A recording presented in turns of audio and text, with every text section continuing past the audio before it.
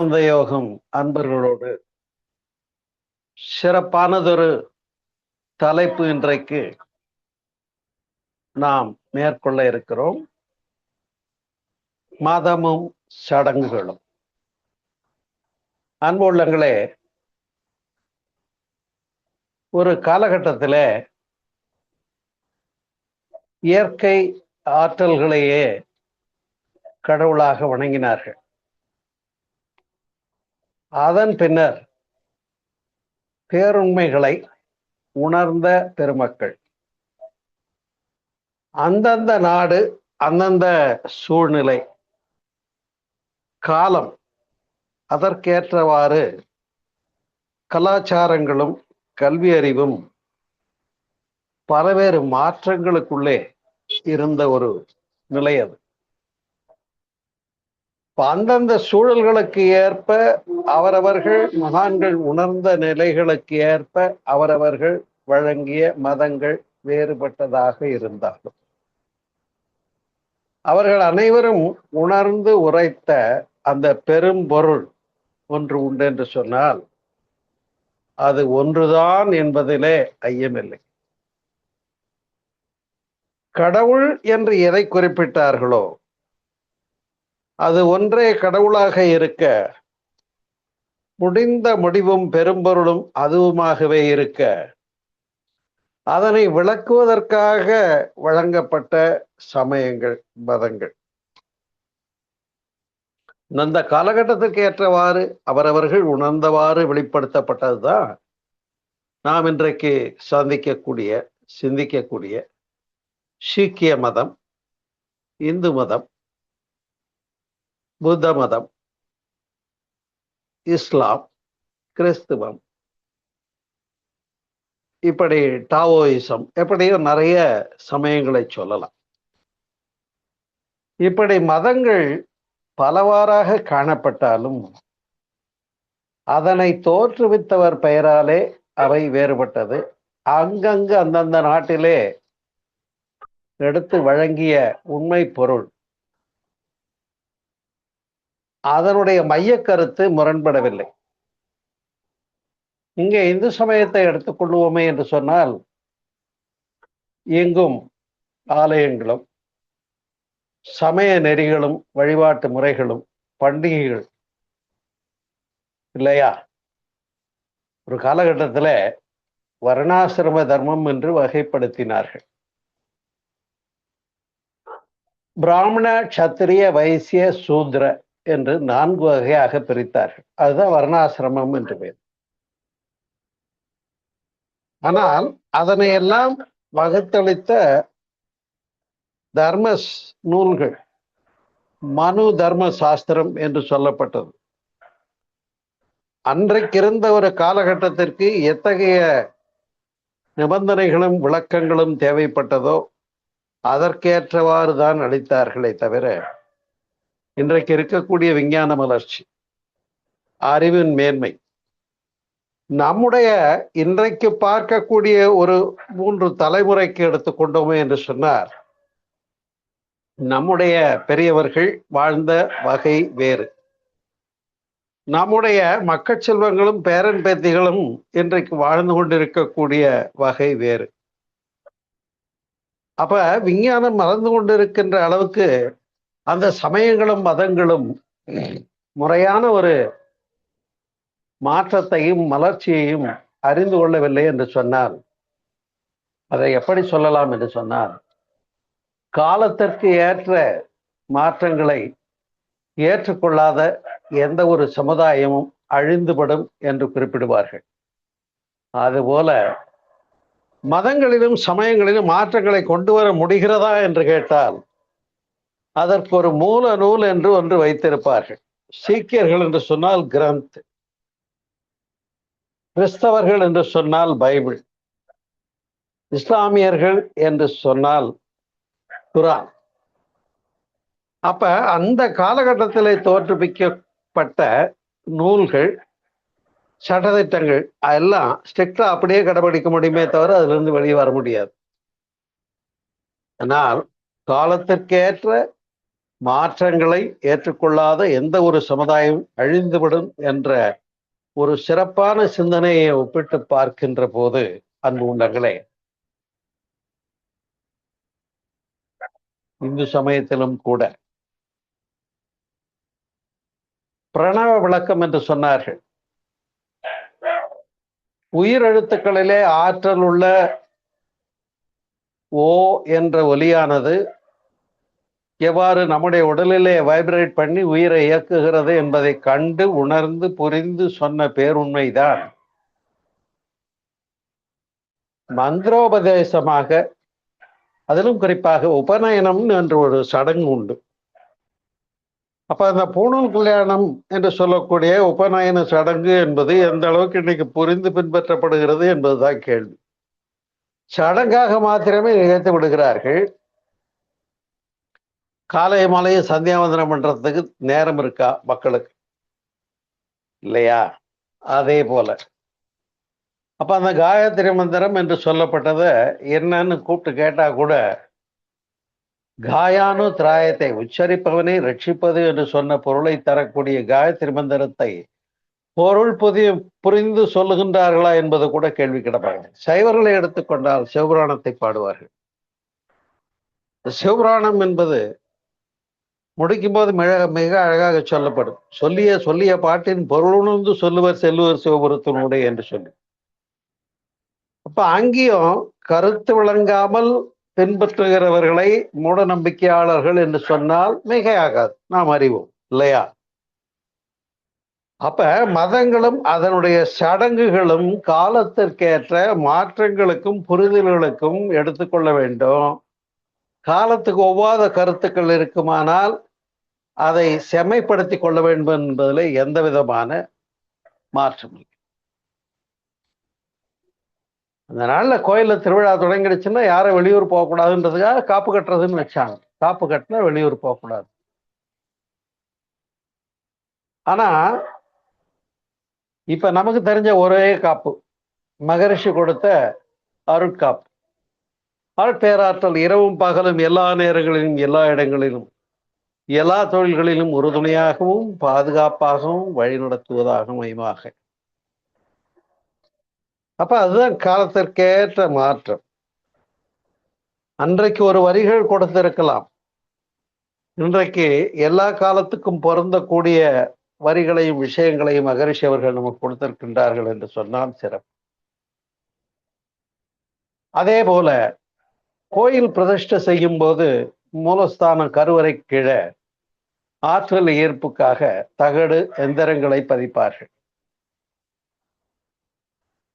இன்றைக்கு அவ்வாறு தகடுகள் எந்திரங்கள் மூலமாக அமைக்கப்படுகிற போது அந்த புதிதாக ஏற்படுத்தி அமைக்கப்படுகின்ற ஆலயங்களினுடைய அந்த எந்திரங்களை உரிய வகையில அந்த உணர்விலே நின்று ஜபிக்கக்கூடிய தெளிவு எத்தனை பேருக்கு இருக்கிறது என்பது கேள்வி.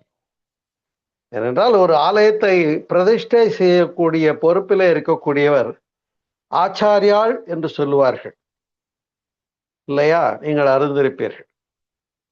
பூசாரி, குருக்கள் என்றெல்லாம். அதுல சிறப்பு, ஒரு கோயிலை உருவாக்கம் செய்து பிரதிஷ்டை செய்து அதற்கு ஆற்றல் ஊட்டம் தருகின்ற ஒரு சிறப்பான நிகழ்வுதான் குடமுழுக்குகள் என்று சொல்லக்கூடியவை. கும்பாபிஷேகம் செய்யறாங்கன்னு சொல்லுவோம். அந்த கருவறையிலே வைக்கப்பட்ட அந்த சிலை அதற்கு முன்னால கல்லாகத்தான் பாறையாக இருந்திருந்தது. அதனை சிற்பி தேர்ந்தெடுத்து தட்டி பார்த்து அதனுடைய நுட்ப விஞ்ஞானங்களுக்கு ஏற்றவாறு சிறந்த கல்லை வடிவமைத்தார். அதோட அவர் வேலை முடிஞ்சது. கண் திறத்தல் என்ற ஒரு சடங்குக்கு பின்னாலே அந்த கடவுள் சிலையும் கூட முதலிலே பார்க்கிறது ஆச்சாரியானைத்தானே. அப்புறம் எதெல்லாம் பார்க்கணும்னு ஒரு லிஸ்டே இருக்கு. அப்ப ஆச்சாரியால் என்று சொல்லக்கூடிய அளவிலே தெளிவும் ஞானமும் அறிவும் ஆற்றலும் அந்த பேராற்றலோடு இணைப்பும் பெற்ற புனிதர்கள் அந்த ஆலயங்களிலே பிரதிஷ்டை செய்யப்படுகின்ற கற்சிலைகளுக்கு அல்லது பஞ்சலோக சிலைகளுக்கு உரிய பூஜை விதிகளுக்கு உட்பட்டு மந்திரங்களை சொல்லி ஹோமம், யாகம், யஜ்யம் இவற்றை நிகழ்த்தி ஆற்றல் ஊட்டம் செய்கின்றார்கள். அந்த ஆற்றல் ஊட்டம் செய்யப்பட்ட புனித நீர் அந்த கருவறையின் சிலையின் மேலே அபிஷேகம் செய்யப்படுகிற போது அல்லது மேலே கலசத்தின் மீது அபிஷேகம் செய்யப்படுகிற போது அந்த புனித தன்மை தேக்கம் பெற்ற அந்த நீர் நம் மீது பட வேண்டும் என்பதற்காகத்தானே கும்பாபிஷேகங்களுக்கெல்லாம் ஓடி போய் நிற்கிறோம்.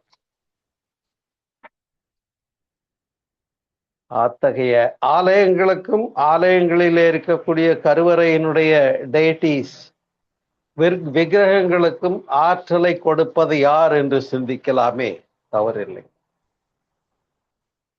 அதே போல சமய சடங்குகள் என்று சொன்னால் விபூதி அணிதல், திருமண் அணிதல், பொட்டு வைத்தல், இதெல்லாம் எதை அடிப்படையில் சொன்னாங்கன்றது இன்றைக்கு நமக்கு தெரியும். புருவ மத்தியில ஆக்கின சக்கரம், கண்புருவ போட்டு இருக்கு, அதனால பொட்டு வைக்கணும். புருவத்திடை உந்தன் பூவிரலால் தொட்டு எந்தன் உயிருணர்த்தி என்ற கவிதைகளுக்கு ஏற்றவாறு. அதனால்தான் அந்த மேலான அனுபவத்தை நான் பெற்றிருக்கிறேன் என்பதற்கு அடையாளமாக விபூதி அணிதல் என்று சொன்னார்கள். மேலான அனுபவம் என்று பொருள். விபூதி என்றால் மேலான அனுபவம். விபூதி. வி என்றால் மேலான. விநாயகன் என்று சொன்னால் மேலான நாயகன் என்று பொருள். அப்ப அந்த மேலான அனுபவத்தை பெற்றிருக்கிறேன் என்று சொல்வதற்கு அடையாளமாக கொடுக்கப்பட்ட அடையாளத்தை மட்டுமே பின்பற்றிவிட்டு இறை அனுபவம் பெறலைன்னா எப்படி? கந்தர் அனுபூதி பாடுறோம், சும்மா இரு சொல்லற என்றலுமேன்னா அது அர்த்தம் புரிஞ்சு நாமளும் சும்மா இருக்க தெரியாம பாட்டு வரிகளை மட்டும் சும்மா இரு சொல்லற என்றலுமே அம்மா பொருள் என்று பரிந்தலனேன்னு முழு பாட்டையும் பாடிக்கிட்டே இருந்தோம்னா என்ன அர்த்தம் ஆச்சு? சிவன் அவன் என் சிந்தையுள் நின்றாதனால் அவன் அருளாலே அவன் தாழ் வணங்கி என்று சொல்லி, நீ எங்கே வெளியில தேடுறியாப்பா கடவுளை தேட, இங்க உனக்குள்ளேயே இருக்கிறதுனால நீ சேர்ந்த எல்லாமே அவன் அருளாலே அவன் தாழ் வணங்கின நிலைன்னு சொன்ன சிறப்பை எல்லாம் தத்துவத்தை புரியாமல் பாட்டை பாடிக்கிட்டு இருந்தோம்னா என்ன ஆகும்ன்றதுதான் இன்றைக்கு நம்முடைய தலைப்பினுடைய சிறப்பு. வர்ணாசிரம தர்மம் என்று வழங்கினார்கள். அதனால பிராமணர்கள் பிரம்மத்தை உணர்ந்தவன் பிராமணன் என்று. ஆச்சாரியாள் தானும் உணர்ந்து பிறருக்கும் உணர்த்தி கொடுக்கிற எல்லாருமே ஆச்சாரியால் தான். நம்முடைய மகரிஷனுடைய வழியில நல்ல ஒரு அருள்நிதியாக, பொறுப்பாசிரியராக, பேராசிரியராக, ஞானாசிரியராக மலர்ந்து நாமும் உணர்ந்து பிறருக்கும் உணர்த்துகின்ற போது நாமும் பிராமணர்கள் தான், ஐயமில்லை. ஏன்னா பிறப்பினால் மட்டுமல்ல பிராமணர்கள் என்பது உங்களுக்கு தெரியும். கிறிஸ்டியானிட்டியில பாப்டிசம்னு ஒண்ணு உண்டு, ஞானஸ்நானம்னு.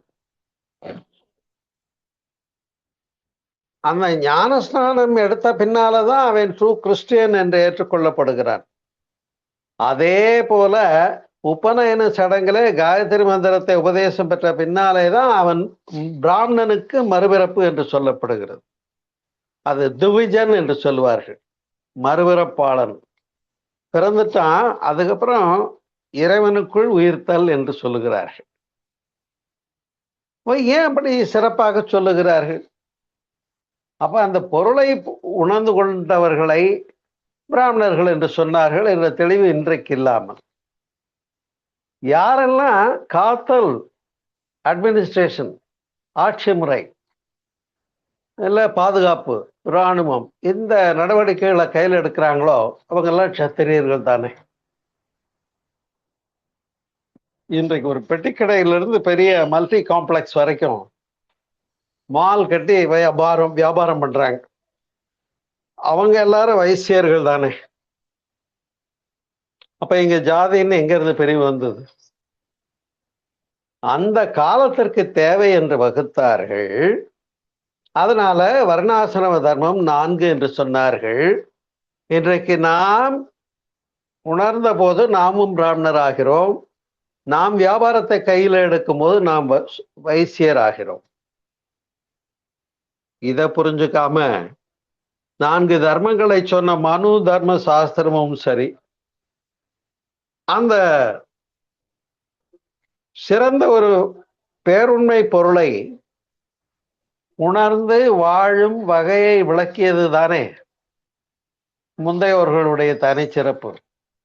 அதையும் சமய சடங்காக்கி, ஏன் பொட்டு வைக்கிற, ஏன் விபூதி போடுற, ஏன் திருமண் அணிகிறேன்னா, இங்க பெற்ற உணர்வு இடகலை பிங்கலை நடுவுல சுழிமுனையில மேலக்கு வரணும்ன்றதுக்கு சிகப்பு கோடிட்டார்கள். இதுக்கு அர்த்தம் சொல்ல தெரியல உடனே நம்மை பார்த்து கைகொட்டி சிரிக்கின்றார்கள்.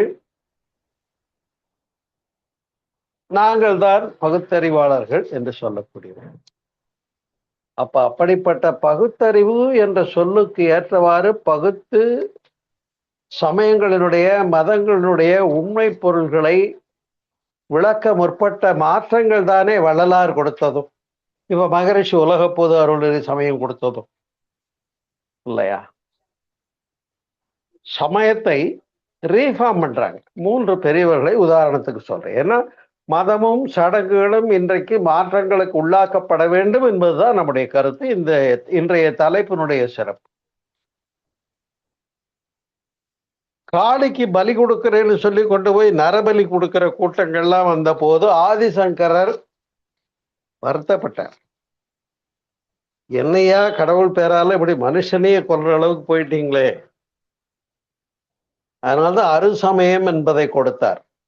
காணபத்தியம், அதாவது சைவம், சாக்தம், வைணவம், காணபத்தியம், கௌமாரம், சௌரம் என்று 6 வழிபாடு போதும்னு ஆதிசங்கரர் இந்து சமயத்தை ரீஃபார்ம் பண்ணது எவ்வளவு அவசியம் என்பது இன்றைக்கு நாம் புரிந்திருக்கிறோமா இல்லையா? ஆனா அதுக்கப்புறமும் 1000 தெய்வங்கள் வச்சு வழிபடுறவங்க இருக்கிற காட்சியை பார்த்த போது, 1000 தெய்வங்கள் உண்டென்று கூறி அலையும் அறிவிலிகாள் என்று நம்மை பார்த்து பாடக்கூடிய அளவுக்கு தேவை ஏற்பட்டு விட்டது. அப்போ ஒரு வள்ளல் பெருமானார் வரார்.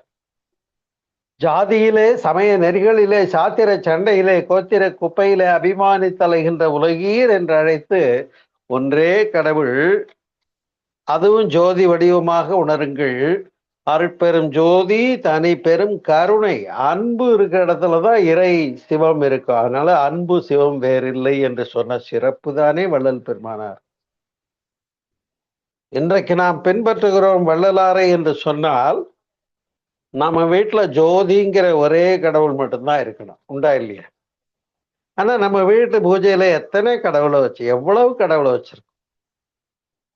இப்ப இந்த ஒரு சமுதாய மாற்றம் தான் தேவைப்படுகிறது. இன்னும் சிறப்பாக விளக்க வந்தார் அருட்தந்தை மகரிஷி அவர்கள். உலக பொது அருள்நெறி சமயம்னு நிறுவி அதற்குரிய 10 கட்டளைகளை கொடுத்து, இன்னைக்கு கூட பேராசிரியர் லெவல்ல மலரணும்னா அந்த 10 கட்டளைகள் தேவைப்படுகிறது. ஒரு அம்மா எனக்கு வெளியூர்ல இருந்து போன் பண்ணி அந்த 10 கட்டளைகளை எனக்கு விளக்கி பாடம் எடுங்கன்னு கேட்டாங்க. நான் விளக்கி சொன்னேன். அது மாதிரி இந்த திருவிழாக்கள் பண்டிகைகள் என்றால் எதை கொள்ளலாம்? பொங்கல், தீபாவளி. ஏன் வந்தது? விளை பொருள்களை வரமாக பெற்று அந்த இயற்கை ஆற்றல்களுக்கு திரும்ப நன்றி சொல்லுகின்ற நாள் தான் பொங்கல். புலவர் திருநாள் என்று சொல்லுகிறோம். சூரியனை வணங்குகிறோம். ஆம், சூரியனும் காற்றும் நீரும் தெய்வங்கள் தாமே. அந்த ஒரு சிறப்பு. அதே போல வடக்கே கோதுமை அறுவடையாகி வர்றப்ப அதை தீபாவளி பண்டிகை என்று சொன்னார்கள். இப்படி திருவிழாக்களும் பண்டிகைகளும், பண்டிகை என்பதை கூட பண்டம் ஈகை தான் பண்டிகை என்றானது. உண்டா இல்லையா? அந்த ஒரு நாள்ல இருக்கிறவங்க தங்க வீட்டுல சிறப்பா உணவை கொஞ்சம் மிகையாக செய்து இல்லாதவங்களுக்கும் கொண்டு போய் கொடுத்துட்டு வர்றது, அதுதான் பண்டம் ஈகை பண்டிகை என்றானது. இப்ப ஈத் முபாரக் என்று சொல்லுகின்றார்கள். ஈத்துவக்கும் இன்பம் அறியார் என்கொலோ என்று சொன்னது போல. ஏன்னா ஒரு திருவிழா நாள்ல நான் மட்டும் பண்ணி நான் மட்டும் சாப்பிட்றதுல பண்பு இல்லை. வரியாருக்கு ஒன்று ஈவதை ஈகை. அப்ப ஈகையே ஒரு பண்டிகையாச்சு, ஈத் பண்டிகை. இதுதான் மிக முக்கியமா நாம புரிந்து கொள்ள வேண்டிய ஒன்று. கோயில்கள் இருக்குன்னு சொன்னா, கோயில்கள்ல வருஷத்துல ஒரு குறிப்பிட்ட 10 நாட்களை பிரம்ம உற்சவம் என்று, பிரம்மோற்சவம் என்று வைத்திருப்பார். இப்ப பழனினா பங்குனி உத்திரம் பிரம்மோற்சவம். இது மாதிரி திருச்செந்தூர்னா அந்த சூரசம்ஹார காலம். அந்த 10 நாள் திருவிழாவை எதற்காக ஆலயங்களிலே மிக முக்கியமான பண்டிகை நாட்களாக தொடர்ந்து 10 நாட்களுக்கு சிறப்பு செய்தார்கள் என்றால், அந்த ஒரு காரணத்தை அடிப்படையாக வைத்து நிறைய கடை போட்டாங்க. எல்லா மக்களும் ஒன்று சேர்ந்தார்கள். பக்கத்து ஊரு சுத்துப்பட்டி எட்டுப்பட்டி கிராமமும் ஒன்று சேர்ந்துடும். அப்ப எல்லாரும் ஒன்று சேரும்போது அங்கே வணிகம் பெருகும், வணிகர்கள் பயன்பெற்றார்கள்.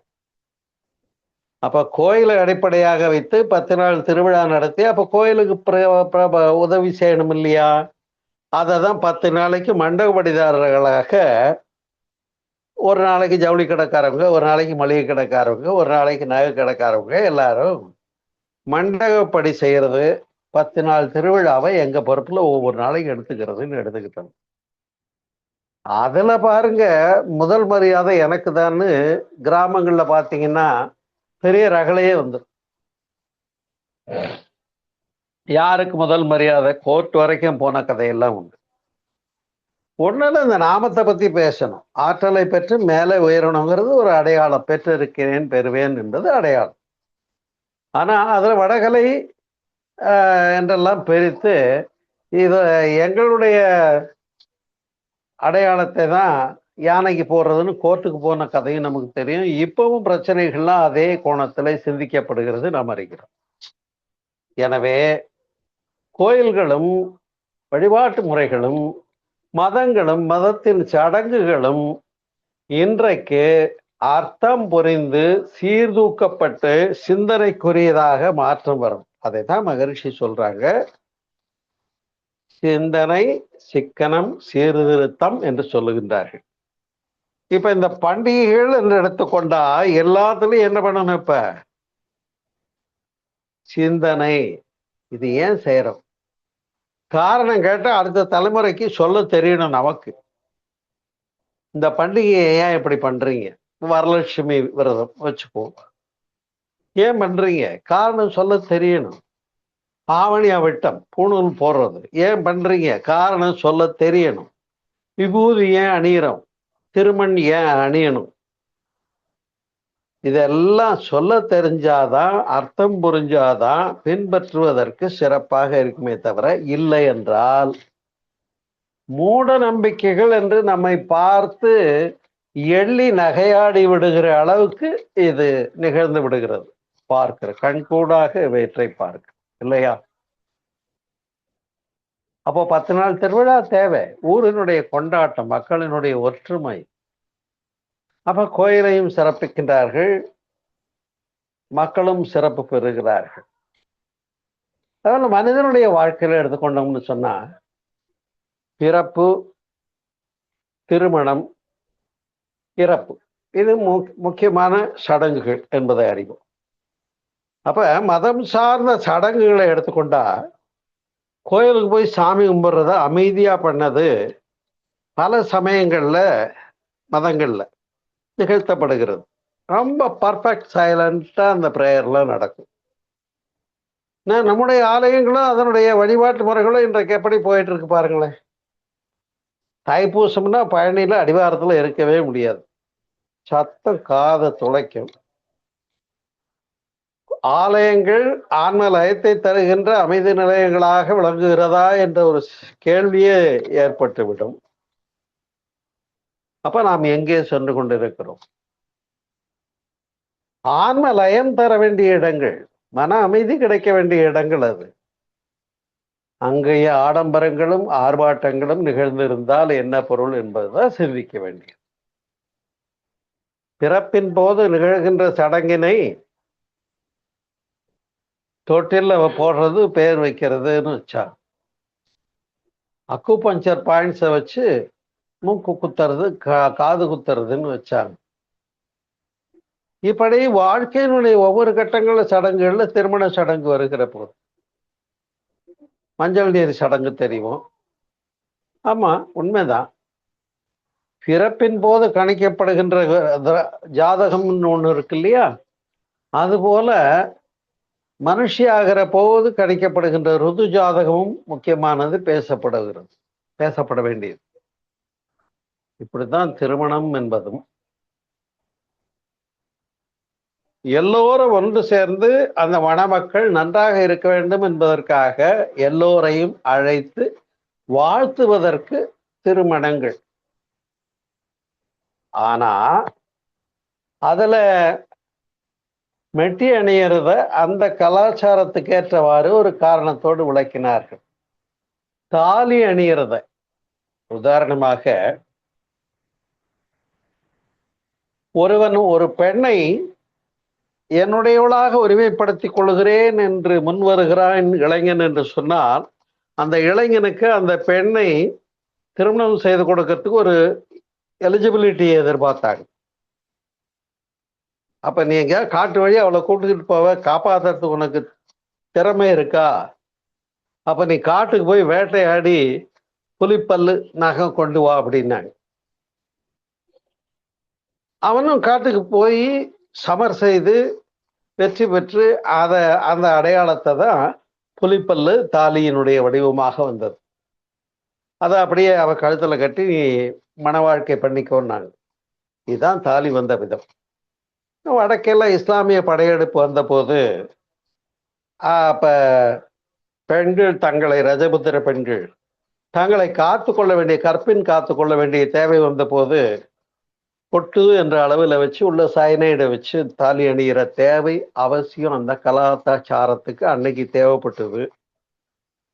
ஆனா இன்னைக்கு அப்ப அதெல்லாம் சடங்குகளாக மாறிக்கொண்டே போய்விட்டது. அப்ப தாலி கட்டுற ஒரு கல்யாணம்ன்ற விஷயத்த எவ்வளவு தூரம் நலங்கு, காசு யாத்திரை இல்லையா, சீதனம் கொடு, வரதட்சணை, மொய்யெழுது, ஐயரை வச்சு ஹோமம் பண்றது, அதுல எத்தனை அர்த்தங்கள் இருக்கு. அப்ப வரதட்சணைங்கிறத என்னன்னு கேட்டா, அந்த மணமக்கள் தங்களுடைய வாழ்க்கையை தொடங்கும் போது பொருளாதாரம் தேவைப்படும், அதற்கு எல்லாரும் தங்க சப்போர்ட் கொடுத்தாங்க, அதான் மொய்யெழுதுறதுன்னு வச்சாங்க. அப்ப அங்க மனமுகந்து அழைக்கப்படுகின்ற விஷயம்தான் சீதனம் என்று பெயர் பெற்றது. ஆனா அதே சுரண்டி வாங்கினா தப்பா போகுதா இல்லையா? ஆகையினாலேதான் அன்பர்களே, தகைமையை புரிந்து கொள்வதற்காக, அந்த பெண்ணினுடைய பையனுடைய தகைமையை புரிந்து கொள்வதற்காக நலங்குன்னு ஒரு சடங்கு வச்சாங்க. நெருங்கி போய் அவங்களுக்கு சந்தனம் பூசி சிறப்பு செய்கிற போது அவங்களுடைய உடல்நலம், பண்புகள், இவற்றை எல்லாம் புரிந்து கொள்வதற்காக. எனவே இன்னைக்கு புலிப்பல்ல கொண்டாந்து கட்டினாதான், தாலி கட்டினாதான் பெண்ணை கட்டி கொடுப்பேன்னு நம்ம சொல்ல வேண்டி இருக்கா? இல்லை. காலத்தினுடைய மாற்றங்கள். இப்ப திருமணத்துல மாற்றம் தேவையா இல்லையா? ஆகையினாலேதான் அருட்தந்தை மகரிஷி அவர்களும் அவர்கள் உருவாக்கிய மன்றமுறை திருமணம் நாம் அறிவோம் இல்லையா? ஒரு கல்யாணம்னா அந்த பெண்ணுடைய அப்பா அம்மா, அந்த பையனுடைய அப்பா அம்மா, பெண்ணுடைய குடும்பத்தார், பையனுடைய உறவினர்கள் எல்லாம் கலந்து கொண்டு வாழ்த்தி செய்வது, தன்னுடைய ஒப்புதலை தெரிவிப்பதற்காக அங்க அவங்களும் இன்னாருடைய மகன் இன்னாராகிய இன்னாரை திருமணம் செய்து கொள்வதற்கு என்று உறுதிமொழி வாசித்தல்.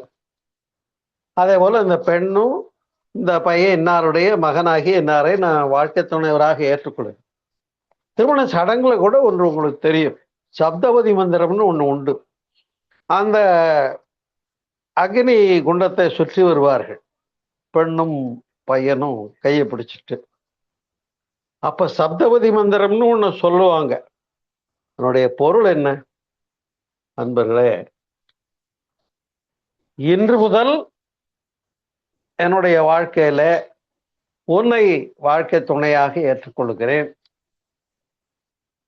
ஆகையினாலே உன்னுடைய இன்பம் துன்பம் இரண்டிலும் சமமாக பங்கேற்கிறேன் என்று ஏற்றுக்கொண்டு உறுதிமொழி கொடுப்பதுதான் சப்தபதி மந்திரம். இப்ப சப்தபதி மந்திரம்னே தெரியல, சடங்கு மட்டும் பண்ணிடுறாங்க கல்யாணம். அடுத்தா போலயே 4 வருஷத்துல டைவர்ஸுக்கு போற கேசஸ பார்க்கிறோம். அப்ப இன்பத்திலையும் துன்பத்திலையும் நான் உன்னோடு எப்போதும் நிற்பேன் என்று சொன்ன உறுதிமொழி என்னாச்சு? திருமணம் என்னாச்சு? சடங்குகள் என்னாச்சு? செலவு பண்ணி கல்யாணம் பண்ணதான் மிச்சமாச்சு. எனவேதான் அருட்தந்தை மகரிஷி அவர்கள் வெறும் அறிவிப்பு போதும். எப்படி?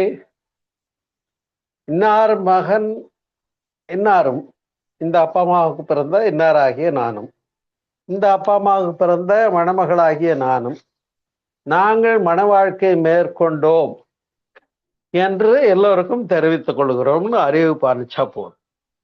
இன்னைக்கு தேவையான சேர்வது. அப்ப அதுக்கு ஒரு கல்யாண மண்டபமோ பெரிய உணவு செலவோ தேவையே இல்லை. அந்த மெசேஜ் கிடைச்ச உடனே எல்லாரும் வந்து இந்த மணமக்களை பார்த்து தம்பதி ஆயிட்டீங்களா, சந்தோஷ வாழ்த்துக்கள்னு ஒரு கிஃப்டை கொடுத்துட்டு ஒரு காஃபி சாப்பிட்டு போகலாம், உணவு சாப்பிட்டு போகலாம். இந்த அளவுக்கு எளிமையாக்கப்பட வேண்டும். கல்யாணம் பண்ணி கடன் வாங்கி கஷ்டப்பட்ட குடும்பங்கள், கல்யாணம் பண்ணா பின்னாடியே இன்னொரு செலவு வரும், வளைகாப்பு. காப்பு நமக்கு மகிழ்ச்சி கொடுத்துட்டாங்க, அருட்காப்பு, அது கொடுத்தாலே போதும். ஆனா வளகாப்புன்னு சடங்கு வந்துடுது. அப்புறம் பிரசவம்னு ஒரு செலவு வரும். அப்புறம் குழந்தைக்கு காது குத்தணும்னு ஒரு செலவு, மொட்டை போடணும்னு ஒரு செலவு. இப்படி படிப்படியாக செலவுகளை சந்திக்கிற போது இந்த சடங்குகளாலே மனிதன் துன்புற்று விடுகிறார். ஒரு நல்ல நாள் வருஷத்துல தீபாவளியும் பொங்கலும் வருதுன்னா முன்பெல்லாம் மகிழ்ச்சியோடு எதிர்கொள்ளுகின்ற மனோபாவம் மக்களிடத்துல இருந்து உண்டா இல்லையா? இன்னைக்கு என்ன தெரியுமா புலம்புறாங்க ஒவ்வொரு மைக்ரோ ஃபேமிலியிலையும்? ஏன் தான் இப்படி ஒரு நல்ல நாள் வருதோ தெரியலையே, செலவுக்கு பணம் இல்லையே, இந்த செலவுகள்ல எப்படி எதிர்கொள்ள போறேன்னு தெரியலையேன்னு வருத்தப்படுகின்ற காலமாக மாறிவிட்டோமா இல்லையா? இங்கதான் சிந்திக்க வேண்டியிருக்கு. அதுபோல மனிதன் இறப்பும் ஒரு சடங்கானது. இறப்புல எரிக்க வேண்டுமா புதைக்க வேண்டுமா, அது ஒரு கேள்வி, சிந்தனைக்குரிய விஷயம். நான் என்னுடைய பிறப்புக்கு முன்னும் இறப்புக்கு பின்னும் புத்தகத்துல அதை பற்றியெல்லாம் விரிவாக விளக்கியிருக்கிறேன். எது சரி? கர்மாதின்னா என்ன? கருமையத்தை ஆதியுடன் நினைத்தல் தான் கர்மாதி என்று விளக்கியிருக்கிறேன் அந்த நூல். கருமையத்தில் ஜெனடிக் சென்டர், அதுல தோன்றிய பிறப்பை ஆதியுடன் இணைத்தல் தான் கர்மாதி என்று அதுல விளக்கியிருக்கேன் அந்த புத்தகத்துல. ஆனா அர்த்தம் தெரியாம கர்மாதி பண்ணிக்கிட்டு இருந்தா என்ன அர்த்தம்? ஐயர் வந்து அவர் பாஷையில வடமொழியில மந்திரங்களை சொல்லி செய்யன்னு ஏதோ சொல்றாரு, நாமளும் தலையாட்டிட்டு கூட இருந்து இப்படி பண்ணிட்டு போயிடுறோம். இந்த ஒரு காலகட்டத்துல தேசிகர்கள் மூலமாக தமிழ்ல தூய தமிழ்ல நடத்துறதும் செய்யறாங்க. ஆனா நம்முடைய மகரிஷி அவர்களோ உலக பொது அருளரை சமயம் என்று தான் தோற்றுவித்த சமயத்தின் அடிப்படையில இறப்புக்கு பின்னே நாம் செய்ய வேண்டிய கர்மாதிக்கு பதிலாக ஆன்ம சாந்தி தவம் என்று ஒன்றை கொடுத்தார். இறப்பு நிகழ்ந்த வீட்டுல அந்த அலைவேகம் இருக்கும் என்ற காரணத்தினால துரியாதீதம் பெற்ற அன்பர்கள் குறைஞ்சபட்சம் ஒரு 6-7 பேராவது இருந்து அந்த அலைவேகத்தை கம்பீரமா சிந்திச்சு துரியத்திலிருந்து தொடங்கும் போது அங்க உள்ள வேவ்ஸ அந்த இறந்து போனவருடைய அலைவேகங்களை ஈர்த்து மேல கொண்டு போய் சக்திகளும் சிவகளம்னு போய் கலந்து ஆன்ம சாந்திக்கு நிலைப்படுத்தி விட்டு நான் மட்டும் திரும்பி வருவதை ஆன்ம சாந்தி தவம்னு கொடுத்தாங்களே உலக பொது அருள்நெறி சமயத்துல கும்பகோணத்தை மையமாக வச்சு இன்னைக்கு எத்தனை மனவளக்கலை மன்ற பின்பற்றுகின்றவர்களுக்கு மகரிஷியினுடைய உலக பொது அருளிரு சமய மன்றமுறை திருமணத்தை பற்றி தெரியும். எத்தனை பேருக்கு ஆன்ம சாந்தி தவத்தை பற்றி தெரியும்.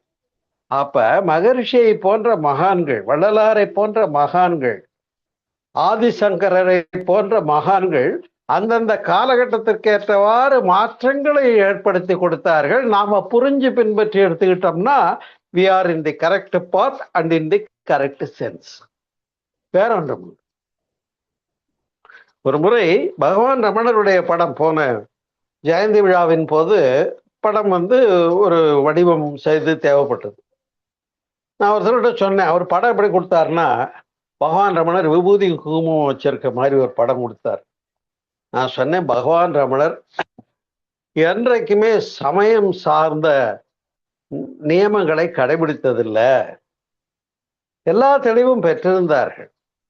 ஆனா அந்த பற்றி ஒழுகுகிறவராக அவர் வெளிப்படுத்திக் கொள்ளவில்லை. அதனால இந்த படத்துல எப்படிங்க பொட்டு வச்சு விபூதி வச்சிங்க நீங்கன்னு கேட்டேன். எங்களுக்கு கிராபிக்ஸ்ல பண்ணலாமுங்க, பண்ணிட்டேன்னாரு. அப்ப நாம எங்க போயிட்டு இருக்கோம்? எனவே இன்றைக்கு காலகட்டத்துக்கு ஏற்றவாறு திருமணத்தை எளிமைப்படுத்த வேண்டும் என்று சொன்னால் ஒரு அறிவிப்பு போதும். இன்னார் மகன் இன்னாராகிய, இன்னார் மகள் இன்னாராகிய நாங்கள் திருமணம் செய்து வாழ்க்கை துணைவராக வாழ்க்கை துணை மேற்கொண்டோம் என்று தெரிவித்துக் கொள்கிறோம்னு ஒரு அறிவிப்பு எல்லாருக்கும் கடிதம் அனுப்பிச்சிட்டா எல்லாரும் பிளஸ் பண்ணிட்டு வாழ்த்திட்டு போயிடுவாங்க. அவ்வளவுதான். அல்லது மணமகன் உருவம் பொதித்த மோதிரத்தை மணமகளும், மணமகள் உருவம் பொதித்த மோதிரத்தை மணமகனும் அணிவதனாலே சிறப்பு. அப்ப அவங்க கையை பார்த்தாவே தெரிஞ்சு கல்யாணம் ஆனவங்க வீட்டுக்காரமா படம் போட்டு மோதிரம் போட்டிருக்காரு அப்படின்னு. இப்படி இன்றைக்கு டாக்டர் சர்டிபிகேட் வாங்குற அளவுக்கு கூட கொஞ்சம் சயின்ஸ் மலர்ந்துருக்குன்னு சொன்னா ஒன்றும் தவறு இல்லையே, இல்லையா நண்பர்களே? அதனால சகுனம் பார்த்துருப்பாங்க, இன்னைக்கு எல்லாம் பார்த்துட்டு இருக்கோமா? நடைமுறை சாத்தியம் இல்லைன்னு விட்டுட்டோம். அதனால பள்ளி சொல்லும் பலன்னு பஞ்சாங்கத்துல போட்டிருப்பாங்க, பார்த்துக்கிட்டு இருந்தாங்க. இன்னைக்கு அது தேவையா?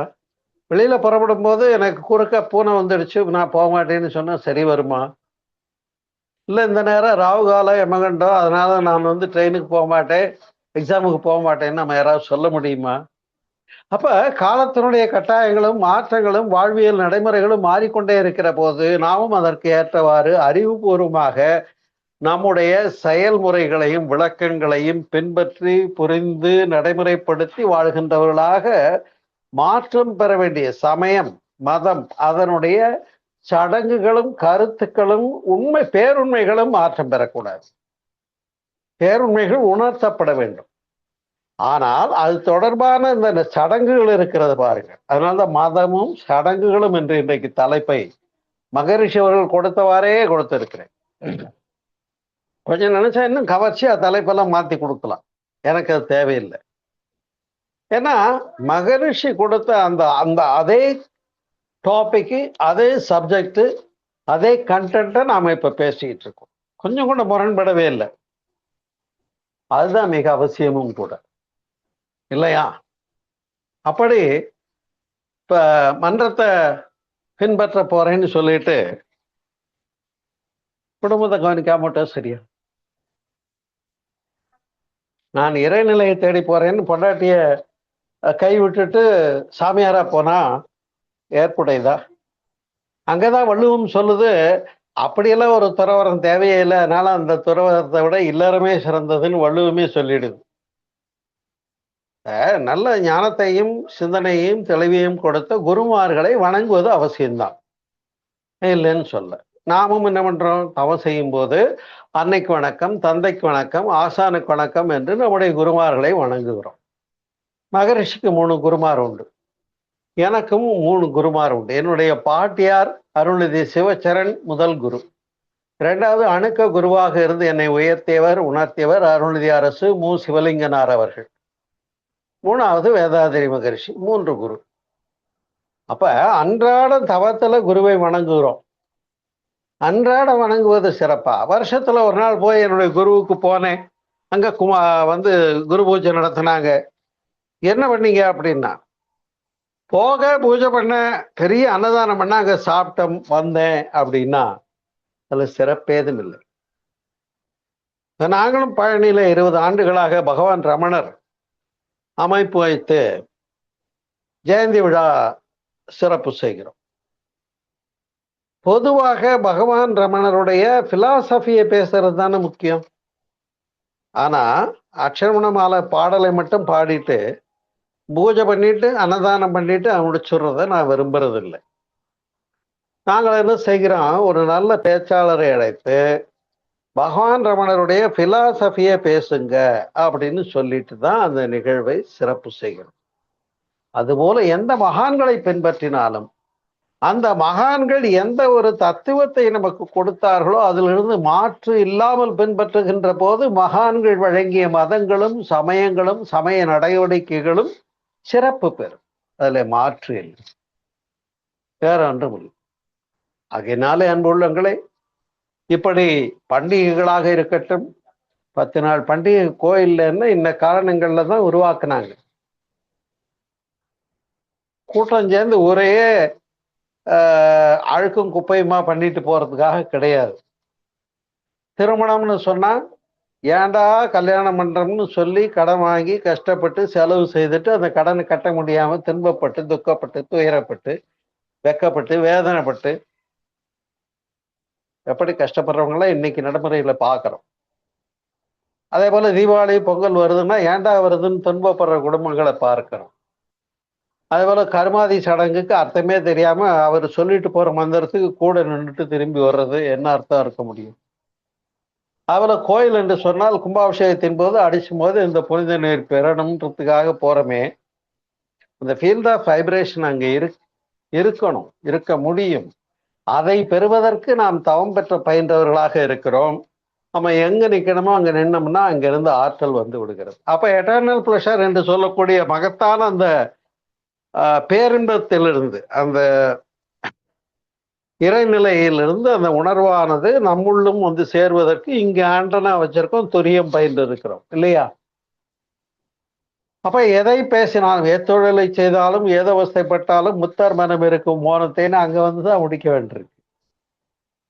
ஆகையினாலே அன்புள்ளங்களே, அது குடமுழுக்கு ஆக இருக்கட்டும், ஆலயங்களாக இருக்கட்டும், ஆலய திருமணங்களாக இருக்கட்டும், கருமாதி சடங்குகளாக இருக்கட்டும், வர்ணாசிரம தர்மமாக இருக்கட்டும், அல்லது மதத்தினுடைய சடங்குகளாக இருக்கட்டும், பண்டிகைகளாக இருக்கட்டும், அனைத்துமே ஏன் என்ற கேள்வி கேட்காமல் வாழ்க்கை இல்லை.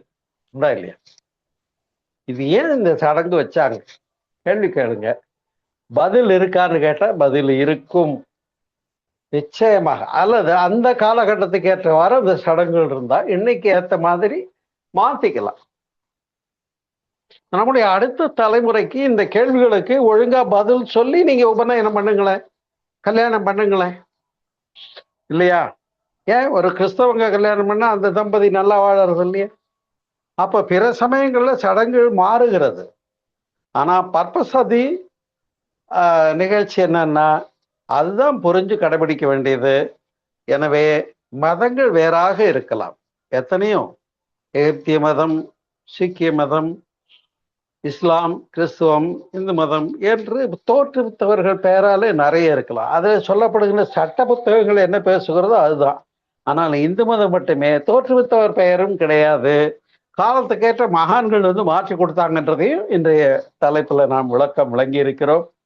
அப்ப ஆதிசங்கர மாற்றம் கொண்டு வந்தார், வள்ளல் பெருமானார் உரிய மாற்றங்களை திருதெய்வ வழிபாடு கூடாதுன்னு உடைச்சு பேசியிருக்கார்.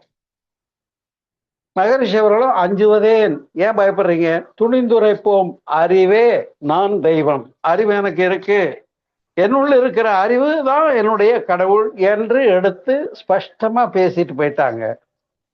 இன்னமும் நாம கடவுளை வேற எங்கேயோ தேடிக்கிட்டு 7 மலை ஏறிக்கிட்டு இருக்கோம், 6 படை வீட்டுக்கு போயிட்டு இருக்கோம்னா நாம எங்க போயிட்டு இருக்கோம்னு எனக்கே தெரியல.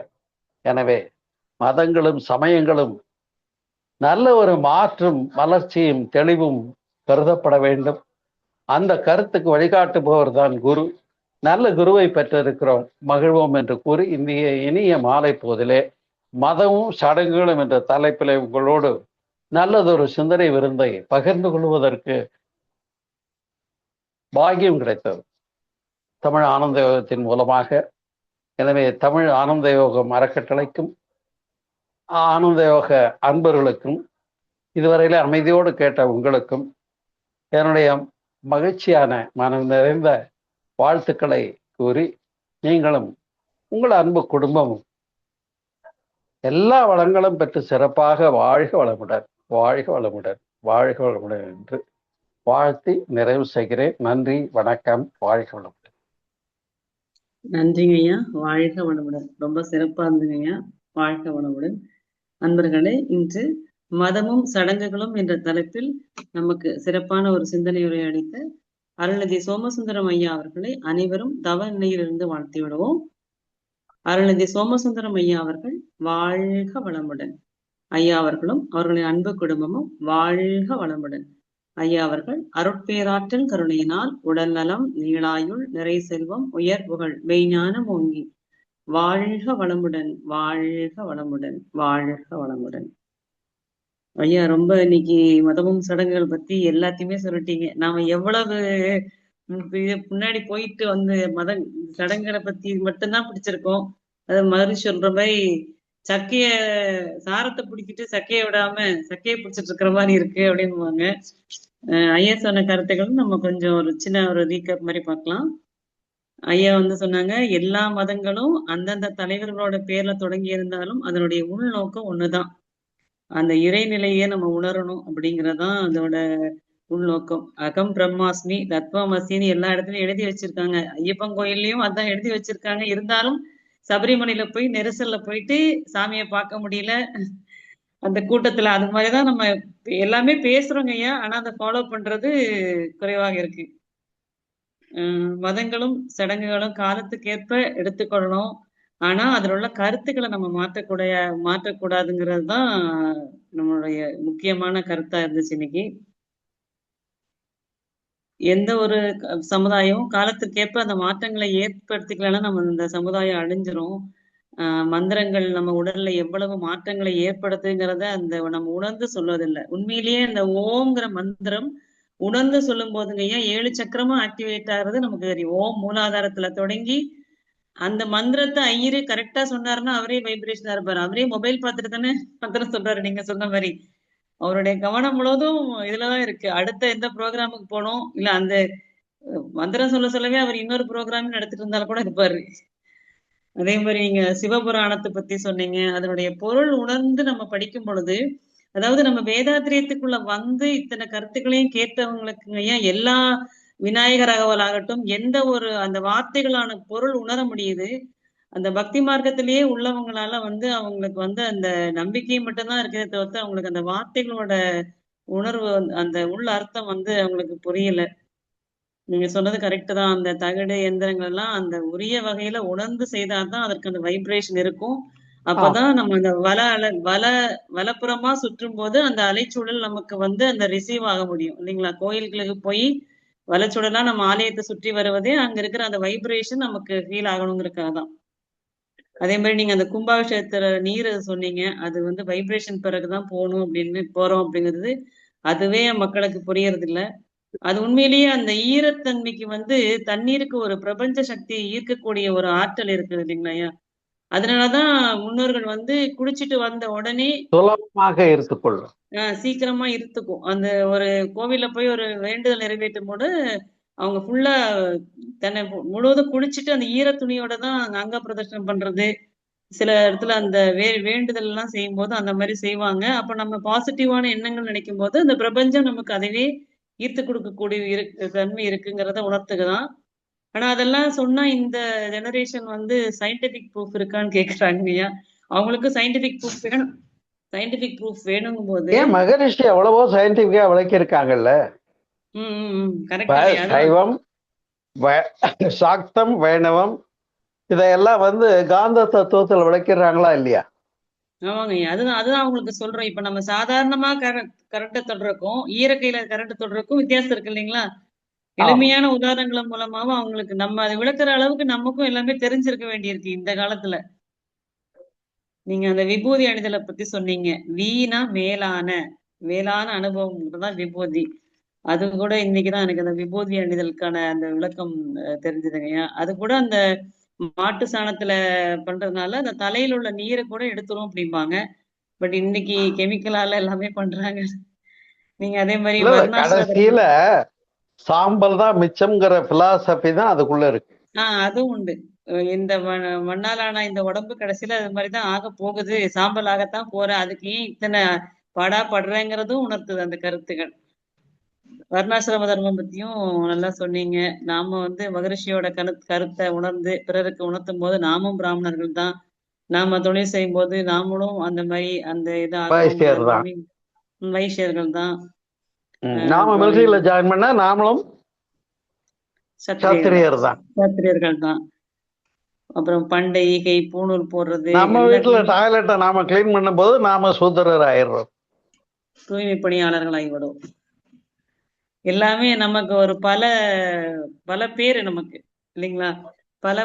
பல வேலை செய்யும் போது நமக்கு அந்தந்த வேலைக்கான அந்த பேர் நமக்கு கிடைச்சிருது. இன்னைக்கு அந்த ஜாதி பிரிவுகள் தேவையில்லைங்கிறது புரிஞ்சு போச்சுங்கிறது தான். புரிஞ்சு போச்சு. அதே மாதிரி நீங்க அந்த தாலி அணிவதற்கான காரணம் சொன்னீங்க, தற்காப்புக்காக இருந்துச்சு. அதே மாதிரி அந்த அநாகத சக்கரமும் தூண்டப்படும் பிறந்த வீட்டுல இருந்து பூந்த வீட்டுக்கு போகும்போது இந்த சூழ்நிலை காரணமாக பெண்களுக்கு ஏற்படக்கூடிய அந்த பயத்தை தவிர்க்கிறதுக்காகவும் சொன்னாங்க. ஆனா இன்னைக்கு சூழ்நிலையே மாறி போச்சு. பண்டிகை என்னைக்கு மட்டும்தான், விசேஷ நாள்ல மட்டும் தாலியை எடுத்து அணிஞ்சு கொண்டுக்கிறது இந்த காலத்து பெண் பிள்ளைகள் வச்சிருக்காங்க. நீங்க அதே மாதிரி அந்த பூப்பையும் அந்த அந்த காலத்தையும் கணக்கில் எடுப்பாங்கன்னு சொன்னீங்க. அதுவும் அந்த காலத்துல எல்லாம் பெண் பூப்பை பூப்பு சடங்குல கூட அந்த பொருட்களை மேல ஏத்தி இறக்குறது என்னன்னா குண்டலினி சக்தி ஏத்தி இறக்குறது அதனுடைய தாற்பயம். கண்டிப்பாங்க. ஆனா வயசுக்கு ஆண் பெண்ணுக்கு நாம தீட்சையாவது கொடுக்கறோமா ஏத்தி இறக்குறோமான்னா இல்ல. அதுதான் சடங்குகள்ல உள்ள உண்மை நமக்கு தெரியறது இல்ல. அந்த கருமாதி தேவையில்லை, ஆன்ம சாந்தி தவம் போதும். அந்த கர்மத்தை இது இறைநிலையோடு இணைக்கணும் அப்படின்னு சொன்னீங்க. பட் இந்த காலகட்டத்துல மையத்தில் தோன்றிய பிறப்பை ஜெனடிக் சென்டர் விந்துநாதம் கர்ப்பப்பை அங்க மூலாதார சுவாதிஷ்டானத்துல தோற்றம் பெறுகிறது உயிர். அதுல பஞ்சபூதங்கள் ஒண்ணு சேருகிறது. அதை டிஸ்போசல் கொடுக்கறது தான் கருமாதி. கருமையத்தில் தோன்றிய பிறப்பை ஆதியுடன் இணைத்தல், அதுதான் கருமாதி. இப்ப எத்தனை பேர் கருமாதின்னா இதான் அர்த்தம்னு தெரியும்? என்னுடைய புத்தகத்துல விளக்கியிருக்கு. கண்டிப்பாங்க ஐயா. ஆனா இந்த காலகட்டத்துல கருமையத்தை கொண்டு போய் ஆதியில் இணைக்க முடியுமான்னு தெரியல. எல்லாம் சக்தி களத்துல கொண்டு விடுறதுதான் முடியும் போல இருக்கு. அந்த அளவுக்கு எல்லாரும் கர்மவினையை கூட்டி வச்சிருக்காங்க. நம்ம எல்லாருமே சொல்றோம் ஆதினா சிவகலம் தாங்க. அனுசாந்தி தவத்துல அதான் செய்யறோம். செய்யறோம். பட் நம்ம இந்த காலகட்டத்துல நிறைய கர்மவினை அதிகப்படுத்தி வச்சிருக்கோம். அதை குறைக்கிறதுக்கான வழியும் பார்க்கணும். ரொம்ப சிறப்பா இருந்துங்க மதங்களும் சடங்குகளும். நீங்க இந்த தலைப்பை போட்ட உடனே எனக்கு அந்த மகரிஷியோட ஸ்பீச் அந்த காலத்துல நான் டேப் ரெக்கார்டர்ல பதிவு பண்ணி கொடுப்பாங்க. அந்த கருத்துக்கள் எல்லாம் ஞாபகம் வந்தது. அவர் அந்த நீர் கொண்டு வரும்போது ஏன் வெள்ளை துணியை பிடிச்சிட்டு போறாங்க, அதுல ஏதாவது விழுந்துடக்கூடாது, பறவைகளோட எச்சம் விழுந்துடக்கூடாதுங்கிறதுக்காக பண்றாங்க. ஆனா இது இன்னைக்கும் அதே சடங்கை தான் பண்றாங்க. அதுதான் ரொம்ப சிறப்பா இருந்துங்க ஐயா, ரொம்ப சிறப்பா இருந்தது. அன்பர்களே, ஐயாவிடம் கேள்வி கேட்க விரும்பும் அன்பர்கள் ஹேண்ட் ரைஸ் பண்ணாங்க. சில முக்கியமான அறிவிப்பு, அதனை தொடர்ந்து கேள்வி பதில் நிகழ்வு நடைபெறும். நாளை மாலை தவத்தினை தொடர்ந்து பசி உணவு மகேந்திரன் ஐயா வழங்கும் பஞ்சபூத சக்தியும் அறுசுவை விளக்கமும் சிந்தனை உரை நடைபெறும். சனி மற்றும் ஞாயிறு மாலை நேர நிகழ்ச்சிகள் எதுவும் கிடையாது.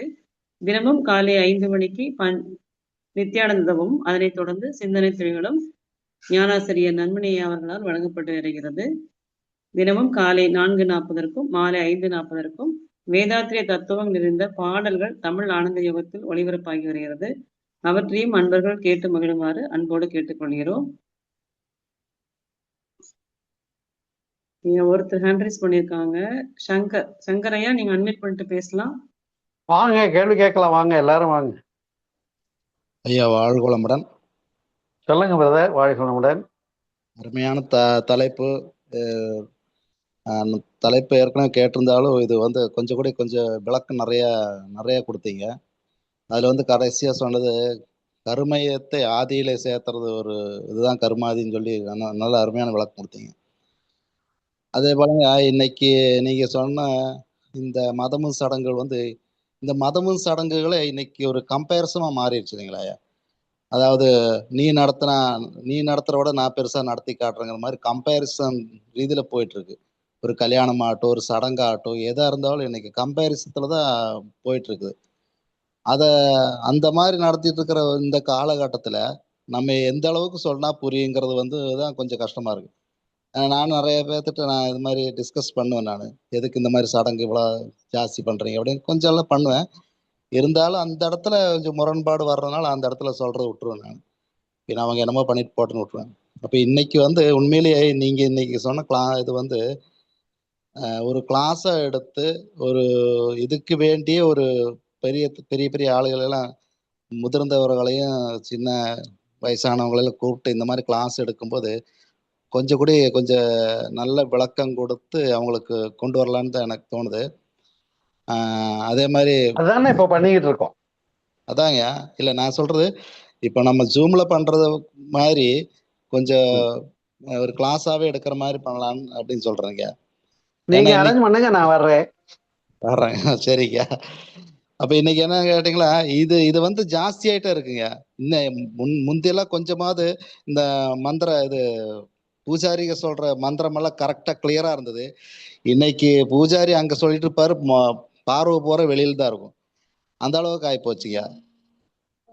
அந்த அளவுக்கு தான் இன்னைக்கு நடந்துட்டு இருக்குது. அதே மாதிரி இப்ப சொன்ன மாதிரி மொபைல் போன்ல பார்த்து சடங்கு சொல்றது.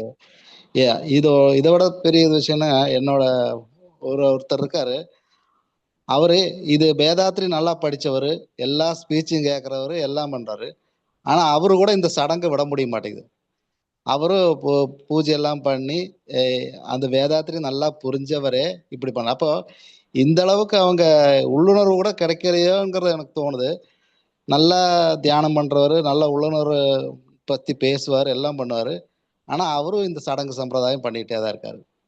அப்ப நான் நினைச்சேன், அப்ப என்ன இவரு புரிஞ்சுக்கிட்டாருங்கிற எனக்கு சில டைம் தோணுங்க. அப்ப எனக்கும் அப்படியெல்லாம் பல முறை பலரை பார்க்கும்போது தோணும். அதாங்க அருள்நிதிம்பாங்க, பொறுப்பாசிரியர்மாங்க. ஆனா அவங்க ஆமாங்க. செய்கின்ற விஷயங்களை பார்க்கும்போது ஒரு முட்டை இருக்கிறது, பறவையினுடைய முட்டை. அது அடைகாக்கப்பட்டு உள்ளுக்குள்ள முழுசா அது வளர்ச்சி அடைகிற வரைக்கும் ஓடு தேவைதான். ஆனா ஆமா அது முழுசா உள்ளுக்குள்ள வளர்ச்சி அடைஞ்ச உடனே அது சும்மா இருக்காது. மூக்கால ஓட உடைச்சுக்கிட்டு தான் வெளியே வருது. அதுபோல நாமும் இன்று நான் நிறைவு பெற்றேன்னு மகரிஷி பாடினாங்க இல்லையா?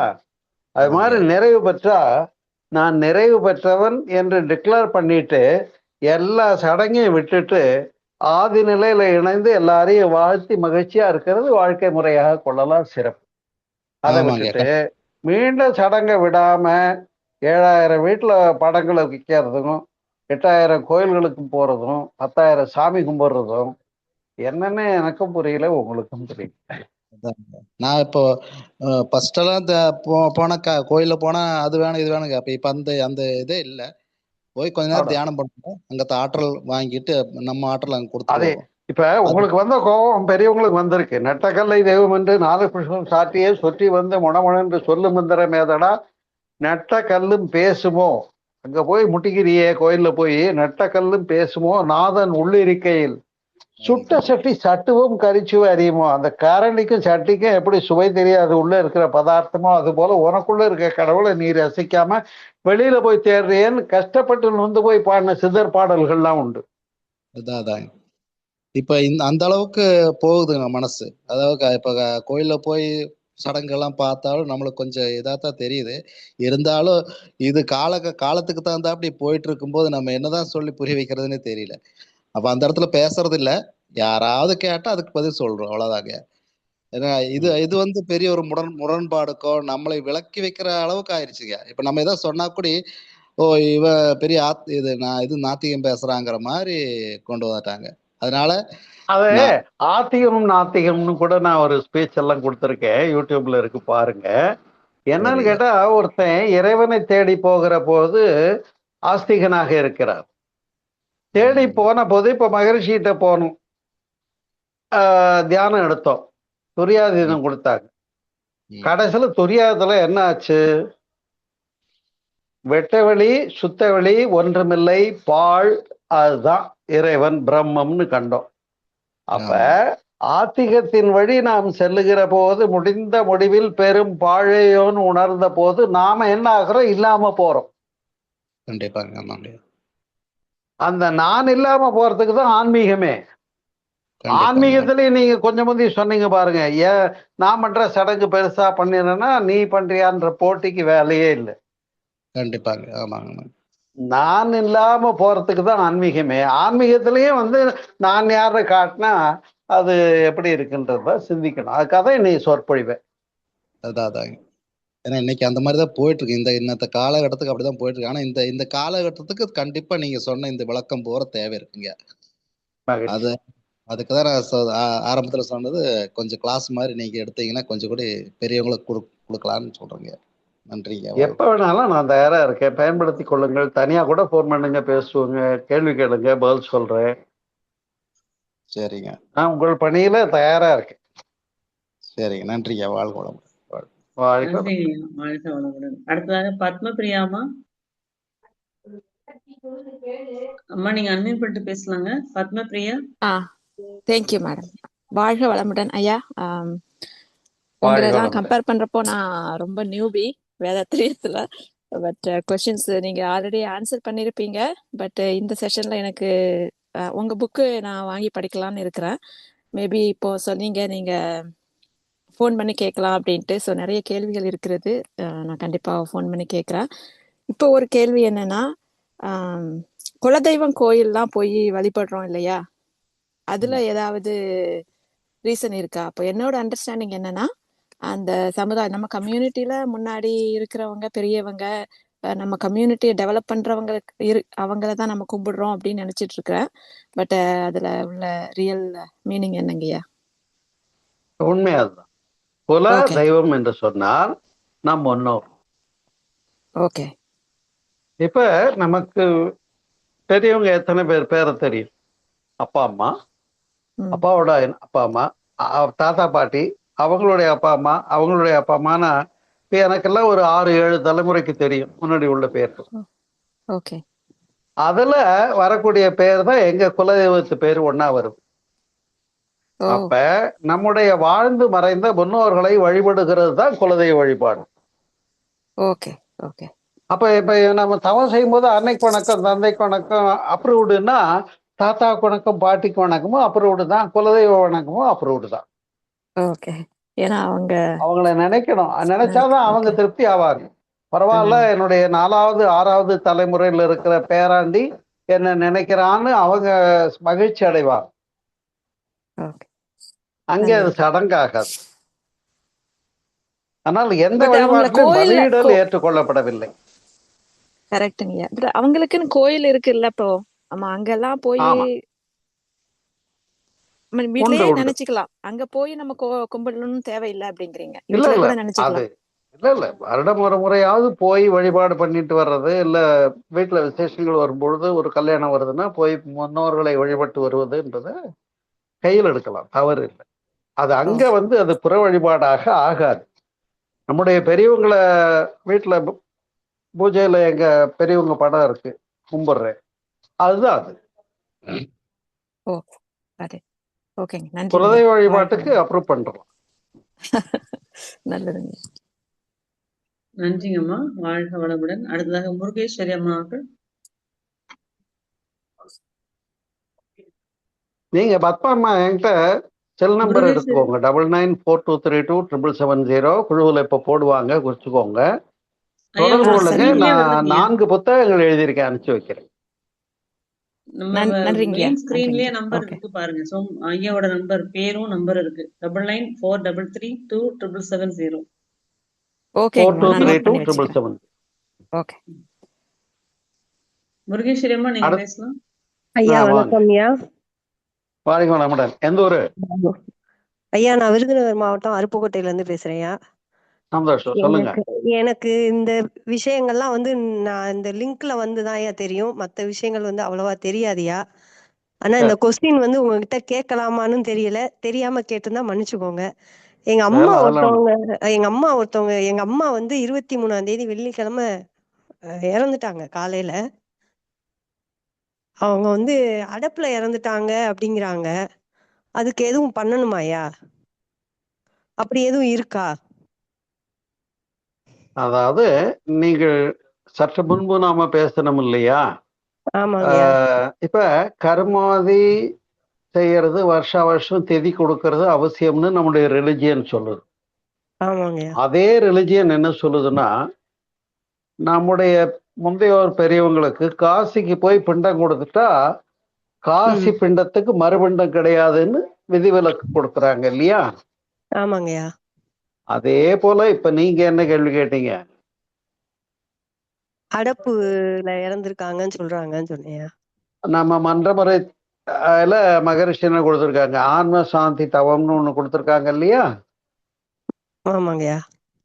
அப்ப மன்ற அன்பர்கள் ஒன்று சேர்ந்து ஆன்ம சாந்தி தவம் ஒருக்க பண்ணிட்டாலே அவங்கள அந்த ஆதியோடு இணைத்தல் நிகழ்ந்து விடுகிறது. எந்த சடங்கும் தேவையில்லை. இது போன்ற சின்ன சின்ன சம்பிரதாயங்கள் கைவிடலாம், தவறில்லை. சரிங்கய்யா சரிங்கய்யா. ஆன்ம சாந்தி தவம். ஆமா, சரிங்கய்யா. நன்றிங்கய்யா. நன்றிங்கய்யா. மிக்க நன்றிங்க. நன்றி உதாரணம் அம்மா. சொல்லிதான் சொல்றேன். எப்படி திதி கொடுக்கறதும் பிண்டம் போடுறதும் வருஷா வருஷம் நிகழ்த்துற ஒரு சடங்குக்கு காசியில பண்ணிட்டு வந்துட்டா மறுபிண்டம் கிடையாதுன்னு எக்ஸம்ஷன் உண்டோ, அது போல இதுக்கும் எக்ஸம்ஷன் உண்டு. ஆன்ம சாந்தி தவம் பண்ணிட்டா சடங்குகள் தவிர்க்கப்படுகிறது. அதான் என்னைய தலைப்பே. சரிங்கய்யா சரிங்கய்யா. ஓகே, சரிங்கய்யா. நன்றியா நன்றியா. மிக்க நன்றி. வாழ்க. ஐயா, பெண் பிள்ளைகளும் அந்த பிண்டம் கொடுக்கறது செய்துக்கலாங்களா? ஆண் பிள்ளைகள் அது இருந்தாலும் அந்தணர்களாலே மறுக்கப்படுகிறது. பட் நாம துணிஞ்சு செய்யலாம். பெண்கள் தான் இப்ப எல்லா பணிகளையும் கனரக வாகனம் ஓட்டுற அளவுக்கு இல்ல ஆட்சியாளர் ஆகிற அளவுக்கு எல்லாம் வந்துட்டோம்ல. எம்எல்ஏ எம்பி பிரதமர் ஆகிற அளவுக்கு எல்லாம் வந்துட்டோம். இப்போ போய் பெண்கள் செய்யலாமான்ற கேள்வி எல்லாம் ரொம்ப பஞ்சையா எடுத்துக்குவோம். சரி சரி, ரொம்ப நன்றிங்க ஐயா. ஐயா நிறைவு செய்துக்கலாங்களா? இல்ல யாரும் வேற யாரும்? காஞ்சனாமா, வேற நீங்க யாரும் கேட்கலாம். கேள்வி இல்லைன்னா நிறைய செய்து இல்ல கொள்ளலாம். இருக்காங்க ஐயா. கேள்வி இருந்தா காஞ்சனாமா, நீங்க அன்மியூட் பண்ணிட்டு பேசலாங்க. ஐயா வாழ்க வளமுடன் ஐயா. ஐயா ஐயா வாழ்க வளமுடன் ஐயா. பேசுங்கம்மா, பேசுங்கம்மா, கேக்குது. நீங்க கேள்வி கேளுங்க. ஐயா, இப்போ எனக்கு ஒரு கேள்வி. இன்னைக்கு நல்ல சமயங்களும் சடங்குகளும் அது ரொம்ப நல்லா இருந்தது கேட்கறதுக்கு. இப்ப தெரியாத பல விஷயங்களை தெரிஞ்சுக்கிட்டோம். இப்ப இந்த மங்களமான ஒரு சடங்கெல்லாம் செய்யும் போது ஆர்த்தி எல்லாம் சுத்துறாங்க இல்லைங்களா? மூணு பெண்களை வச்சு இல்ல 5 பெண்களை வச்சு ஆர்த்தி எல்லாம் சுத்துறாங்க. அதே மாதிரி இந்த தேங்காய் கண் திருஷ்டிக்காக பொண்ணு மாப்பிள்ளை வந்தது தேங்காய் உடைக்கிறாங்க, எலுமிச்சம்பழம் எல்லாம் சுத்துறாங்க. அதெல்லாம் அந்த சடங்கெல்லாம் அதுல ஏதாவது உண்மை இருக்குதுங்களா? இல்ல அது தேவைதானான்ட்டு அது கேக்குறேங்க ஐயா நானு. அதே படிகார கல்லை கட்டி வைப்பார்கள் திருஷ்டி பரிகாரமா. அது போல குறிப்பிடப்பட்ட விஷயங்கள்லாம் என்னன்னா, இவ்வளவு பிரமாதமா வீடு கட்டியிருக்கானேன்னு ஒரு எண்ணம் வந்தா அதை டைவர்ட் பண்ணி அந்த அலைவேகம் ஒரு மாற்று பெறுவதற்காக பூசணிக்காய முகத்தை கரியினால வரைஞ்சு தொங்க போடுறதோ, படிகார கல் கட்டும்போது அது அத்தகைய அலைகளை ஈர்த்து விடும் என்பதெல்லாம் காரணங்களை வச்சுதான் சொல்லியிருக்காங்க. அதனால அதுல காரணம் இருக்கா இல்லையான்றது ஒவ்வொன்றையுமே நம்ம சீர்தூக்கணும். இப்ப ஆரத்தி எடுத்து கொண்டு போய் தெருவில் ஊத்துறது என்னன்னா, ஒரு நல்ல விஷயம் இந்த வீட்டுல நடந்திருக்குன்றதுக்கு ஒரு அடையாளமும் கூட. இன்னும் சொல்ல போனால் கண் பார்வை திருஷ்டிங்கிறது உண்டா இல்லையா அப்படின்னா, ஒரு சிலர் நம்மை பார்த்து பரவாயில்ல, நல்ல அறிவுபூர்வமா சிறப்பா சிந்திக்கிறாங்கன்னு வாழ்த்துனா பரவாயில்ல. ஆனா இப்படி வீடு கட்டிட்டாங்களே, இப்படி வசதியா இருக்காங்களேன்னு ஒரு சிலர் அந்த எண்ணங்களே துரலைகளாக மாறும்போது அதை தான் திருஷ்டி பெறுறதுன்னு சொன்னாங்க. அப்ப துரலைகள் உண்டான்னு கேட்டா உண்டு. அதற்குரிய சடங்குகள் ஒவ்வொன்றா இப்ப நீங்க சொன்னீங்க, ஒவ்வொன்றையும் எடுத்து ஆராய்ச்சி பண்ணி பாருங்க. அதுல தத்துவமும் விளக்கமும் காரணமும் இருந்தா அப்ரூவ் பண்ணிக்கோங்க. இல்லைன்னு தோணுச்சுன்னா நானா இருந்தா அதை வேண்டவே வேண்டாம். காரணம் தெரியலன்னா இந்த சம்பிரதாயமே எனக்கு வேண்டாம்னு தான் நான் சொல்லுவேன். சரிங்க. ஏன்னா பிள்ளைங்களும் கேக்குறாங்க, வீட்டுல இருக்கிற பசங்களும் கேக்குறாங்க. அடுத்த தலைமுறைக்கு காரணம் சொல்லலைன்னா நம்ம ரிலிஜியனை நம்ம அடுத்த 3வது 4வது தலைமுறை தூக்கி எறிஞ்சிட்டு போயிடுவாங்க. ஆமாங்க ஐயா. சரிங்க ஐயா. சரிங்க ஐயா. சரிங்க. நன்றிங்க. தெரிஞ்சுக்கிட்டேன். வாழ்க வளம். நன்றிங்கம்மா. வாழ்க வளமுடன். ஐயா அடுத்த தலைமுறையில எல்லாம் கூகுள் கிட்ட கேட்டு கண்டுபிடிச்சிருவாங்க. கரெக்டா இவங்க செய்யறத இவ 10க்கு ஏஐ வந்துருச்சு. நீங்க சொன்ன மாதிரி மாற்றங்களை ஏற்றுக்கொள்வது சடங்குகள் இதுல மட்டும் இல்ல, நம்மளும் வந்து ரொம்ப அப்டேட்டா மாற வேண்டியிருக்குது. சாட் ஜிபிடில போட்டு ஆமா கேட்டா அது அடுத்த நிமிஷமே சொல்லிட போகுது. ஆமா. ரொம்ப நன்றிங்க ஐயா. ஐயா நிறைவு செய்யலாங்க ஐயா. ஓகே. ம். அன்பர்களே, இவ்வளவு நேரம் நமது கேள்விகளுக்கு மிக சிறப்பாகவும் தெளிவாகவும் விடையளித்த ஐயா அவர்களை மீண்டும் ஒருமுறை நவநிலையிலிருந்து வாழ்த்தி விடுவோம். அருள்நிதி சோமசுந்தரம் ஐயா அவர்கள் வாழ்க வளமுடன். அருள்நிதி சோமசுந்தரம் ஐயா அவர்கள் வாழ்க வளமுடன். வாழ்க வளமுடன். ஐயா நீங்க ரிலீவ் வரணும் ஆயிக்கலாங்க ஐயா. நாங்க உலக நல வாழ்த்து பாடிட்டு நிறைவு செய்வோம். வாழ்க வளம். நன்றிங்க ஐயா. உலக நல வாழ்த்து காஞ்சனாமா நீங்க பாடிடுறீங்களா? பாடுறாங்கம்மா, பாடுறாங்கம்மா. வாழ்க வையகம், வாழ்க வையகம், வாழ்க வளமுடன். குரு வாழ்க, குருவே துணை. தியானமே யோகம், யோகமே ஞானம். தமிழ் ஆனந்த யோகம். வாழ்க வளமுடன். உலக நல வாழ்த்து. உலகமெல்லாம் பருவமழை ஒத்தபடி பெய்யட்டும். உழவரெல்லாம் தானியத்தை உவப்புடனே பெருக்கட்டும். பல தொழில்கள் புரிகின்ற பாட்டாளி உயரட்டும். பகுத்துணர்வில் தொகுத்துணர்வு பண்பாட்டை உயர்த்தட்டும். கலகங்கள் போட்டி பகை கடந்தாட்சி நடக்கட்டும். கல்லாமை கடன் வறுமை கலங்கங்கள் மறையட்டும். நலவாழ்வை அளிக்கும் மெய் ஞான ஒளி வீசட்டும். நம் கடமை அறவாழ்வின் நாட்டத்தே சிறக்கட்டும்.